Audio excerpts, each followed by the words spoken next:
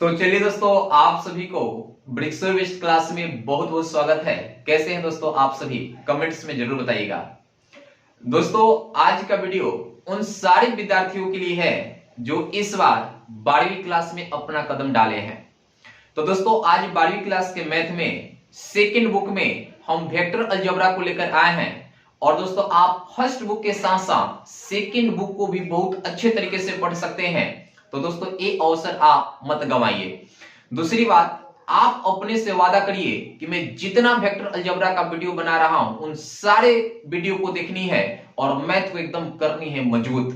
तो चलिए दोस्तों, आप 11th क्लास में पढ़े होंगे वेक्टर्स। कहीं सर वेक्टर का आइडिया मिल गया, हम लोग वेक्टर्स पढ़े हैं। तो चलिए आज जाने एकदम डीपली से कि वेक्टर्स क्या होता है।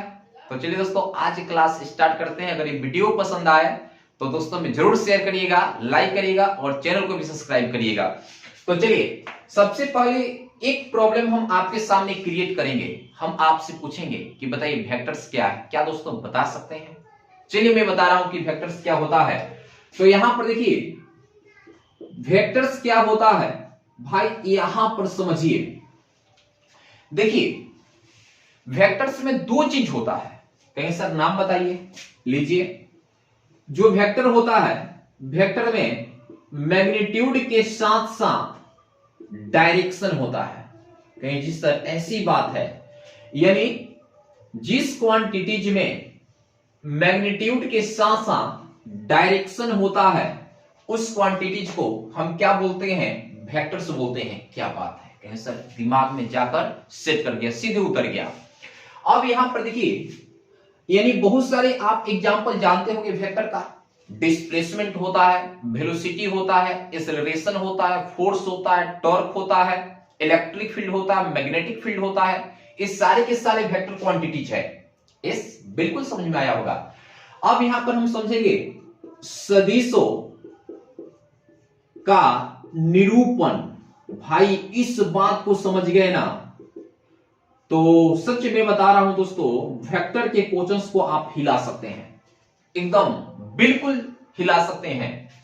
देखिए, सदिशों के निरूपण को समझना है तो सबसे पहले हम एक दिष्ट रेखाखंड लेते हैं। क्या बात है, ये दिष्ट रेखाखंड है भाई। ये जो पॉइंट है ना, इस पॉइंट को हम बोलते हैं टेल।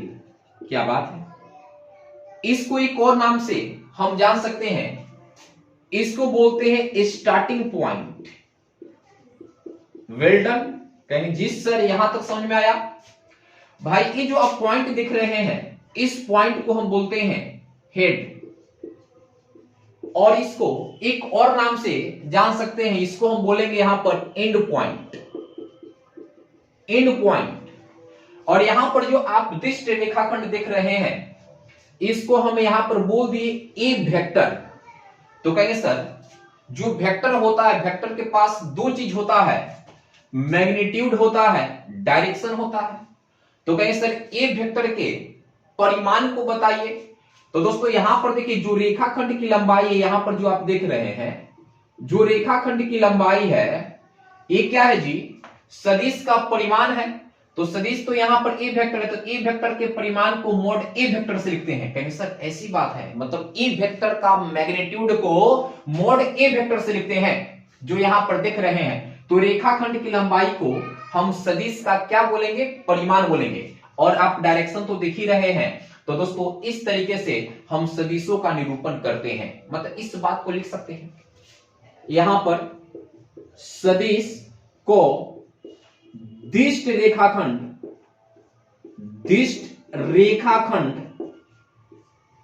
के रूप में व्यक्त कर सकते हैं। क्या बात है, क्या बात है तेरी बातों में, जो इस बात को समझ गए। क्या मेरे दोस्तों यहां तक बातें आपकी खोपड़ी में सीधे उतरा होगा। चलिए अब इसके बाद हम आपके सामने ला रहे हैं टाइप्स ऑफ वेक्टर्स। आराम से समझाएंगे, देखते रहिए मेरे दोस्त। यहां से इस सारे कंसेप्ट को हटा रहा हूं, आगे देखिए। कब से तेरा याद आने लगा। अब देखिए, यहां पर हम जानेंगे सदिशों के प्रकार, सदिशों के प्रकार, इसको बोलते हैं अंग्रेजी में टाइप्स ऑफ वेक्टर्स। क्या बात है। यहां पर देखिए, मतलब इस टॉपिक के बाद, मतलब वेक्टर को समझाने के बाद इसी का इंतजार रहता है। नहीं, गाना सुनेंगे, तेरा इंतजार है तू आजा, मतलब इसी का इंतजार था। ठीक है, अब ये हम लोग के सामने आ रहा है। देखिए, सबसे पहले हम जानेंगे शून्य सदिश, शून्य सदिश जिसको बोलते हैं इंग्लिश में नल वेक्टर। नल वेक्टर, कहेंगे सर मेरी आंखें तरस गई थी इस चीज को देखने के लिए कि नल वेक्टर क्या होता है। मेरे दोस्त, एक बार में आपके दिमाग में उतरेगा, किस दुनिया में खोए हैं। यहां पर देखिए मेरे प्यारे भाई, देखिए यहां पर जो नल वेक्टर होता है जिसको हम शून्य सदिश कहते हैं, इस वेक्टर की दो खासियत है। क्या है सोचो भाई। जो नल वेक्टर होता है इसका मैग्नीट्यूड जीरो होता है। कहेंगे सर ये क्या, यही तो दिख रहे हैं। नल वेक्टर का जो परिमाण होता है वो शून्य होता है। क्या बात है। और इसकी डायरेक्शन की मैं बात करूं, इसकी डायरेक्शन की मैं बात करूं तो क्या बता सकते हैं कि नल वेक्टर का डायरेक्शन क्या होता है। कहेंगे सर किताब पलटना पड़ेगा। नहीं रे बब्बा, देखो बटवर, इसका डायरेक्शन नॉट डिफाइंड होता है। इसकी डायरेक्शन को हम डिफाइंड नहीं कर सकते हैं। तो मेरे दोस्त, आज के बाद जब भी मैं पूछूं कि नल वेक्टर क्या होता है, आप सीधे किसी के सामने आकर ऐसे एकदम बरियार होकर बोल सकते हैं कि नल वेक्टर क्या होता है। ऐसा वेक्टर जिसका परिमाण शून्य हो और डायरेक्शन को नॉट हम डिफाइन कर सकते हैं, डायरेक्शन को परिभाषित नहीं कर सकते हैं, तो ऐसे वेक्टर को हम नल वेक्टर कहते हैं। मुझे लगता है कि दोस्तों एक बात आपके दिमाग में सीधी उतर गया होगा। एस बिल्कुल सही बोल रहा हूं ना। अब इसको एग्जांपल समझते हैं। जैसे यहां पर A vector minus A vector कर दूं तो भाई कितने बच्चे हैं जो सोचेंगे कि अगर ए माइनस ए रहता है तो हम जीरो करते हैं। यहां पर तो सर ए वेक्टर माइनस ए वेक्टर बोल दिए, मतलब भाई ए वेक्टर माइनस ए वेक्टर को हम यहां पर लिखेंगे जीरो वेक्टर, और ऐसे लिखना बिल्कुल सही होगा।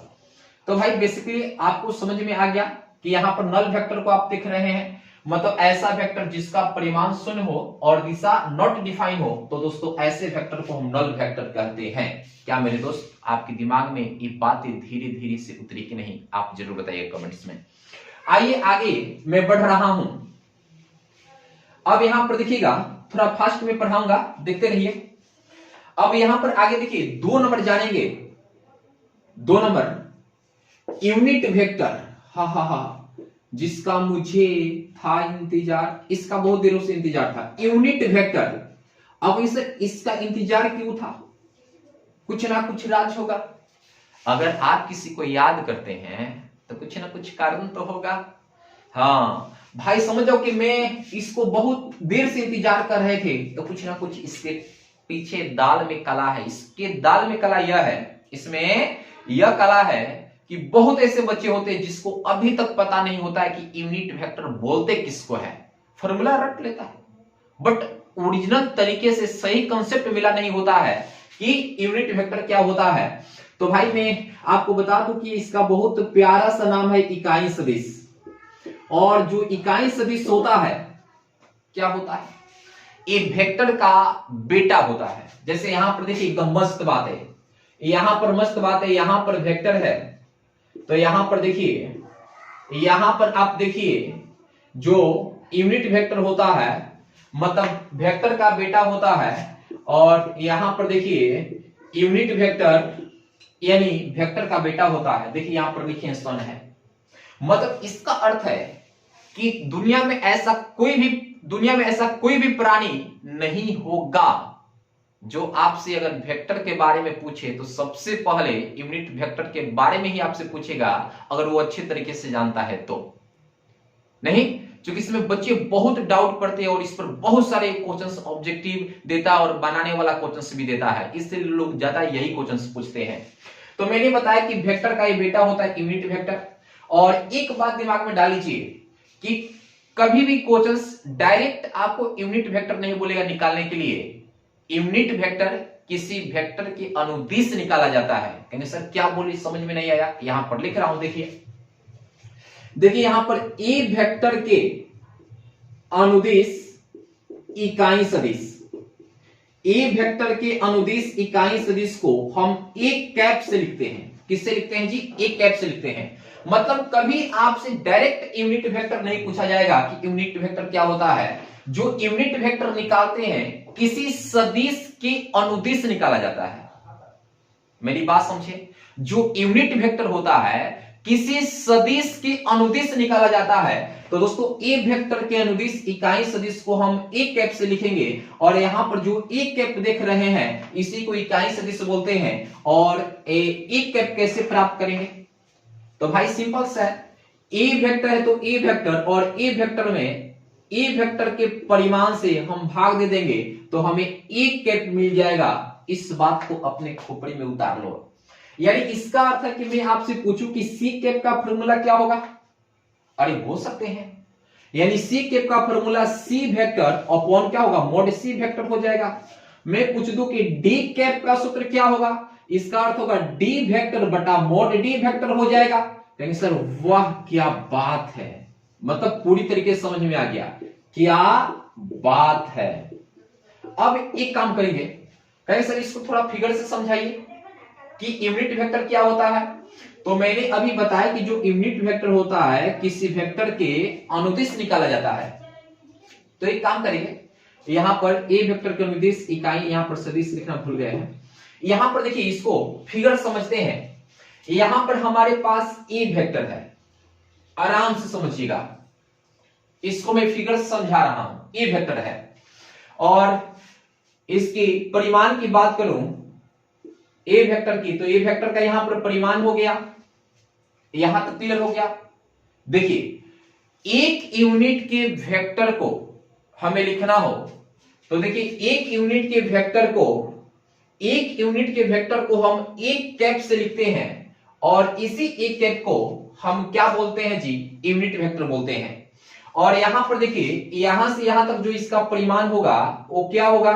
यानी एक कैप का परिमाण बराबर 1 हो जाएगा, क्योंकि ए 1 यूनिट लेंथ का सदिश है। और इसी सदिश को हम क्या बोलेंगे बाबू? यानी यूनिट वेक्टर बोलते हैं। और यहां पर देखिएगा यूनिट वेक्टर का जो परिमाण होगा वो क्या होता है जी? 1 होता है।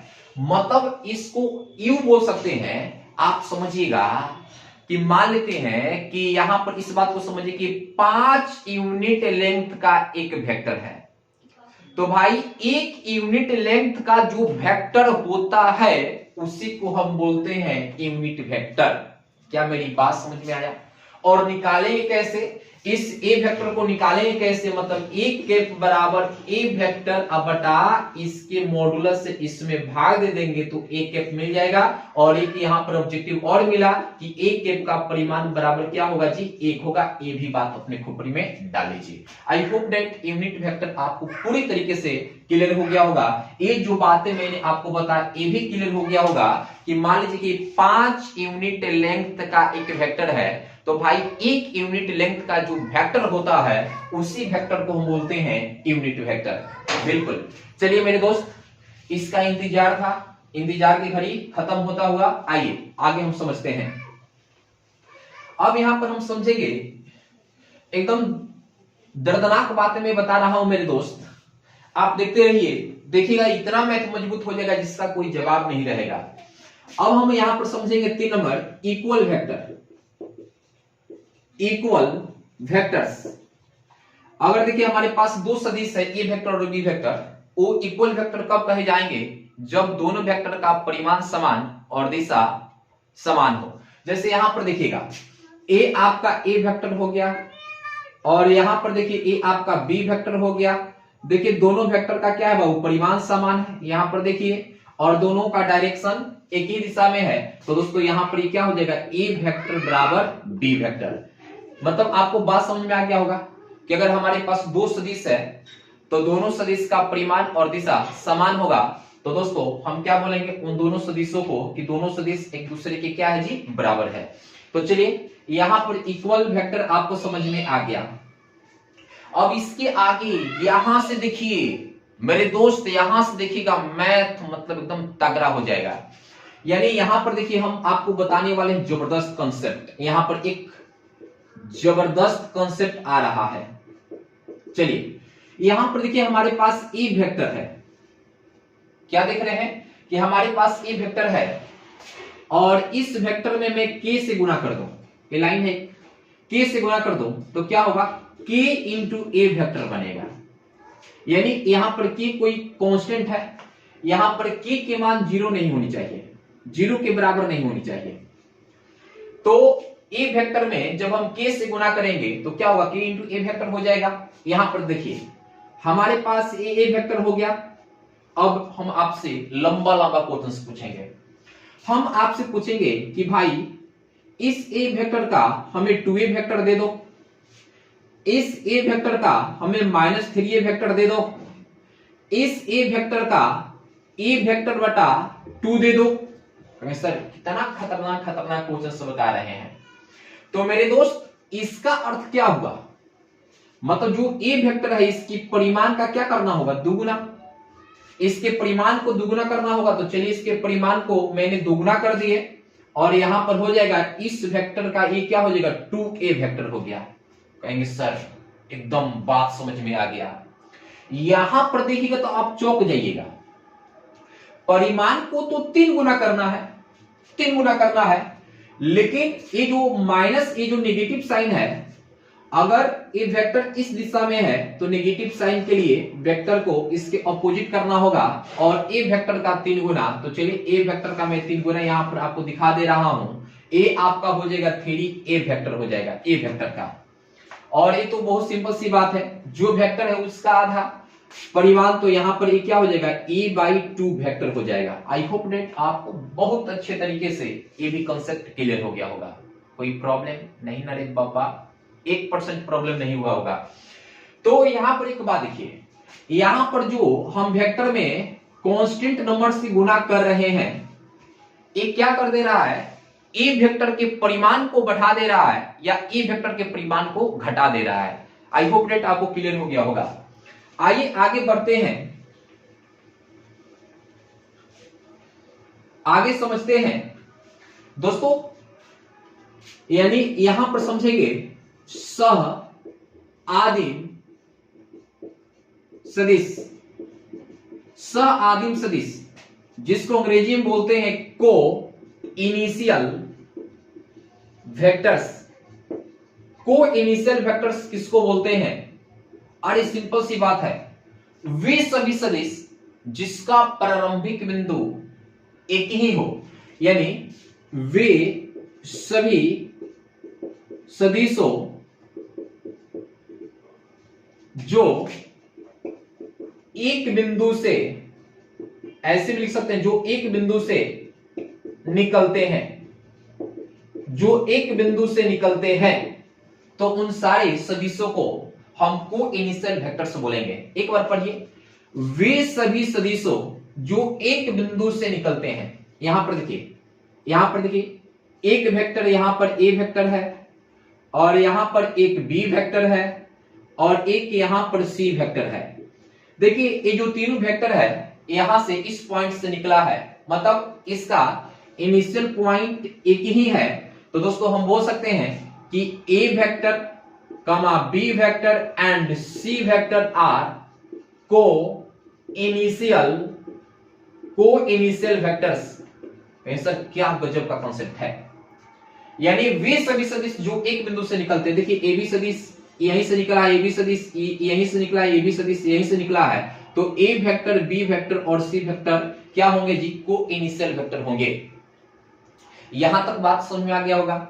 मैं आपसे पूछूं कि एक बात बताइए, यहां पर ए वेक्टर, यहां पर ए बी वेक्टर और यहां पर देखिए सी वेक्टर।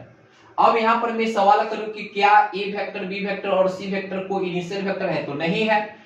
यानी को इनिशियल वेक्टर उसी को बोलेंगे कि वे सभी सदिश जो एक बिंदु से निकलते हैं, और यहां पर तो एक बिंदु पर मिला है, तो ये नहीं होगा। यानी यहां पर A vector, B vector and C vector are not को इनिशियल वेक्टर्स। अब आपको समझ में आ गया होगा कि वे सभी सदिश जो एक बिंदु से निकलते हैं तो उन सारे सदिशों को हम क्या बोलते हैं, को इनिशियल वेक्टर्स बोलते हैं। ये बात आपकी खोपड़ी में चला गया होगा। चलिए आगे की ओर में बढ़ता हूं।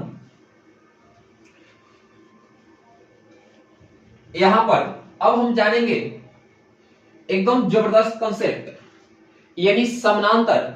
यहां पर देखिएगा समानांतर या संरेख सदिश, संरेख सदिश जिसको अंग्रेजी में बोलेंगे पैरेलल या कोलिनियर वेक्टर्स। ये क्या होता है, इसमें बच्चे बहुत फंस जाते हैं। भाई देखिए, वेक्टर्स हैविंग सेम या अपोजिट डायरेक्शन, अपोजिट डायरेक्शंस। यानी यहां पर समझिए क्या होता है, यानी वेक्टर हैविंग सेम या अपोजिट डायरेक्शन। मतलब यहां पर देखिए हमारे पास ए वेक्टर, यहां पर ए वेक्टर है, यहां पर देखिए ए बी वेक्टर है, और यहां पर आप देखिए ए सी वेक्टर है। तो भाई कहता है कि वेक्टर हैविंग सेम या अपोजिट डायरेक्शन। तो भाई यानी यहां पर देखिए ए वेक्टर और बी वेक्टर पैरेलल वेक्टर है, यानी यहां पर देखिए बी वेक्टर सी वेक्टर भी पैरेलल वेक्टर है, ए सी वेक्टर भी क्या है जी, पैरेलल वेक्टर है। और संरेख भी बोल सकते हैं, यानी पैरेलल और संरेख को एक और तरीके से हम लिख सकते हैं कि अगर हमारे दो वेक्टरों के बीच ऐसा संबंध मिले, ए वेक्टर बराबर लेम्डा बी वेक्टर, तो ए और बी वेक्टर को हम पैरेलल या कोलिनियर वेक्टर से बोल सकते हैं। यहां पर समझिएगा कि एक बात मैं आपसे पूछूं कि देखिए अगर सेम डायरेक्शन होगा तो उसको बोलते हैं लाइक वेक्टर। उसको हम क्या बोलेंगे जी, लाइक वेक्टर्स या लाइक वेक्टर बोलेंगे। अब देखिए यहां पर देखिए दो वेक्टर, देखिए दोनों वेक्टर का डायरेक्शन सेम है, तो यानी यहां पर देखिए A vector and B vector like vector होगा। क्या होगा जी, लाइक वेक्टर होगा। यानी ए वेक्टर और बी वेक्टर ठीक है, लाइक वेक्टर होगा। और यहां पर एक बात समझिए, मैं आपसे एक बात करूं कि अगर अपोजिट डायरेक्शन होगा तो दोस्तों उसको हम बोलते हैं अनलाइक वेक्टर्स। तो यहां पर देखिए इस वेक्टर को देखिए और इस वेक्टर को देखिए, दोनों का डायरेक्शन अपोजिट है, तो यानी यहां पर A vector and C vector comma B vector and C vector क्या होंगे, अनलाइक वेक्टर होंगे। क्योंकि ए वेक्टर और सी वेक्टर को देखिए डायरेक्शन अपोजिट है, बी वेक्टर और सी वेक्टर का देखिए डायरेक्शन अपोजिट है, तो इसको बोलेंगे अनलाइक वेक्टर बोलेंगे। आई होप दैट दोस्तों बातें यहां तक क्लियर हो गया होगा, आप बहुत अच्छे तरीके से समझ गए होंगे। आइए एक लास्ट है, चलिए देखिए संरेख अभी बताया, संरेख सदिश, और एक यहां पर समझिए आगे असंरेख सदिश, असंरेख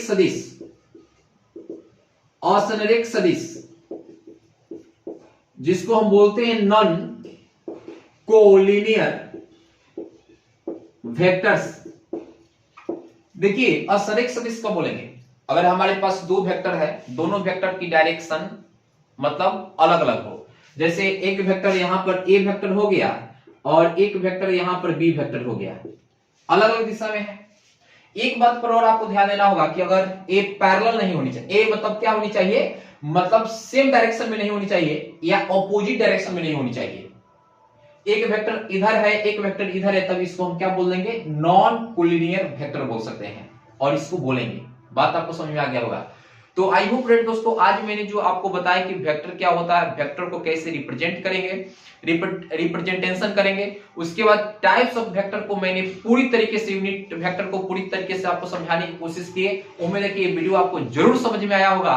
और दोस्तों ये वीडियो समझ में आया है तो आप कमेंट्स में जरूर लिखिए कि वीडियो आपको कैसा लगा। तो चलिए दोस्तों आज की क्लास यहीं पर कंप्लीट करते हैं।